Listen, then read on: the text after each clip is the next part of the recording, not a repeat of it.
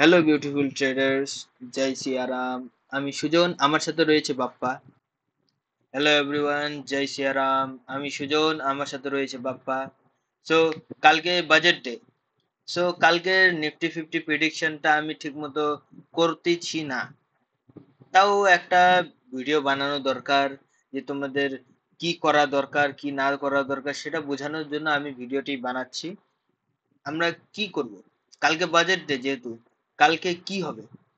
কালকে সেলারদের খুব পজিশন থাকবে, সেলারদের পজিশন।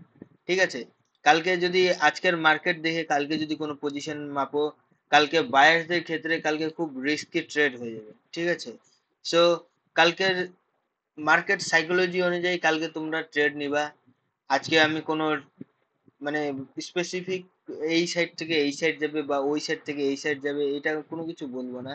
সো কালকে মার্কেট কোন সাইডে যাবে না যাবে সেটা তোমরা তখনকার সাইকোলজি অনুযায়ী তোমরা দেখে নিবা। ঠিক আছে, আর কালকে যেহেতু বাজেট ডে, কালকে তোমরা অপশনে ট্রেড না করে তোমরা ভালো ভালো স্টক যেগুলো হয় তাদের একটু কেনার চেষ্টা করো, কারণ এগুলো দিনই তোমরা ভালো ভালো দামে পেয়ে যাবে সেগুলো স্টক। সো আমরা তাই করব। কালকে যদি ট্রেড নেই তবু একটা ট্রেড নিব, কম কম স্টপ লস নিয়ে, কারণ কালকে খুব ভলিটিলিটি থাকবে 11টা পর্যন্ত। তারপরে একবারে সাইডওয়েজ, অর্থাৎ কালকে 11টা পর্যন্ত একটু হয়তো মুভ দিতে পারে, উপর নিচ উপর নিচ বড় সড়ো উপর নিচ করতে পারে, কিন্তু 11টার পর এটা একদম রেঞ্জ চলে যাবে, রেঞ্জের নিচে নামবে বা রেঞ্জে উপরে উঠবে, মানে বায়ারদের কোনো পয়েন্ট দিবে না।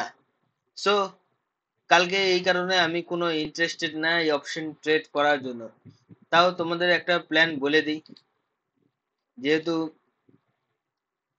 আমরা অপশনে ট্রেড করতে নামবই যেহেতু, তাহলে একটা প্ল্যান করে নিই। ধরে নাও এটা একটা সাপোর্ট আর রেজিস্ট্যান্স, যেখানে মার্কেট কালকে নিফটি ফিফটিতে শুক্রবারে শুক্রবারে এখানে টাচ হয়েছে। সো আমরা কি করব, যেহেতু যদি এটা ভেঙে ফেলে তাহলে আমরা তখনকার সাইকোলজি অনুযায়ী একটা নিচের সাইডে ছোট একটা স্ক্যাল্প করব, 1:2 নিব, বেরিয়ে পড়বো। কোনো বেশি হোল্ড করব না, কালকের দিনটা হোল্ডের জন্য না। সো কালকে একটা সিম্পল ছোট একটা পয়েন্ট নিয়ে বেরিয়ে পড়বো, আর এই হাই ব্রেক করলে পরে সিম্পল একটা উপরের দিকে পয়েন্ট নিয়ে বেরিয়ে পড়বো। ঠিক আছে, এটাই থাকবে কালকে সাইকোলজি। কোনো মাথামারি করবা না, কালকে ট্রেড নিতেই হবে বলে কোনো কথা নেই, এরকম দিনগুলোতে অ্যাভয়েড করতে হবে। ঠিক আছে, এটা নিফটি ফিফটি, ব্যাংক নিফটি দেখে নিই যদি ব্যাংক নিফটিতে কোনো ভালো একটা অপরচুনিটি থাকে। ব্যাংক নিফটিও রেঞ্জে চলছে, ব্যাংক নিফটিতে আগের মানে শুক্রবারে যা দেখাইছিলাম সেটিতেই থাকবো। সো এখানে আমরা একটা প্ল্যান করতে পারি, যদি নিচের থেকে ইসে হয়, এটা ব্রেক করে, তাহলে একটা রিটেস্টে যদি নিচের দিকে নিয়ে নিতে পারি। আর যদি গ্যাপ আপ ওপেন হয় তাহলে একটা উপরের সাইডের থেকে উপরের সাইডে একটা নিয়ে নিতে পারি। তখনকার সাইকোলজি অনুযায়ী এটা প্ল্যান করতে হবে, কারণ এখন প্ল্যান করলে পরে এটা চলবে না। কারণ কালকে বাজেট ডেতে খুব ভলিটিলিটি থাকে, আবার 11টার পর একদম শান্ত হয়ে যায়। আগেও এরকম দেখেছিলাম অনেক কয়েকবার, তার জন্য বলছি। সো মাথামারি করবা না। আর ফিন নিফটিতে, আহ ফিন নিফটিতে দেখি, দাঁড়াও, এগুলো সরিয়ে দেই, এগুলোর কাজ হয়ে গেছে, দরকার নেই, এটারও দরকার নেই। যেহেতু ভালো মতো দেখলে বোঝা যাবে যে আপার সাইডের সেলার্সরা সেলারদেরকে বের করে দিয়েছে, আবার কিছু নতুন সেলার্সও ঢুকেছে, তাদের স্টপ লস এর উপরে থাকবে। আর বায়ার্সদের স্টপ লস এখনো খায়নি, তাই বায়ার্সটা এখনো ধরে আছে।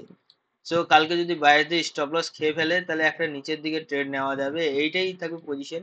আর যদি উপরের দিকে এখানেই সেলাররা বসে আছে, অর্থাৎ এই এরিয়াতেই সেলার্সরা বসে আছে। সো এর এই সেলার্সদের স্টপ লস খাইলে পরেই উপরের দিকে আমরা একটা মুভ নিতে পারবো। এইটুকুনাই কালকের প্ল্যান। কালকের দিনটি খুব ভালো মতো বুঝে শুনে ট্রেড নিবেন, আর পারলে স্টকে ট্রেড নিবেন, আর স্টকে হোল্ডিং এ একটা কোনো ভালো স্টক যদি তোমাদের পছন্দ হয়ে থাকে তাহলে সেটিকে নেওয়ার প্ল্যানিং করবেন। ধন্যবাদ।